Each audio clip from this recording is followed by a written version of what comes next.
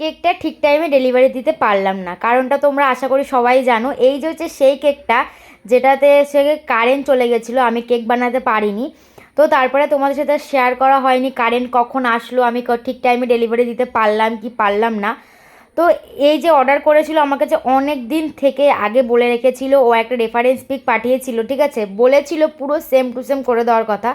তো আমি যতটা চেষ্টা করেছি, মানে ও যতটা ও চেষ্টা করেছে মানে সম্পূর্ণ সব জিনিস সেম টু সেম পাওয়ার, ঠিক আছে, আমিও আমার নিজের তরফ থেকে অনেকটা চেষ্টা করেছি সেম টু সেম করার।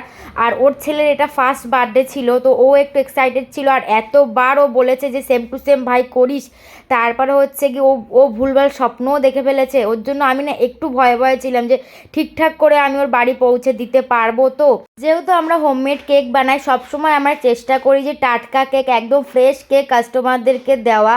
ওর জন্য যারা হচ্ছে সকালে অর্ডার করে একটু চাপের হয়ে যায়, আর যারা হচ্ছে বিকেলের দিকে অর্ডার করে সকালে কেক বানিয়ে দিয়ে দিই। তো যাই হোক, এই কেকটা আমি আগের থেকে বানাইনি, যেহেতু বিকেলবেলা নেবে, সকালবেলা যখন বানাতে যাই তখন চলে যায় কারেন্ট অনেক, সেই 12:30টার সময় আসে। তারপর থেকে আমি যে কেক করতে শুরু করি সব কাজ ফেলে দিয়ে।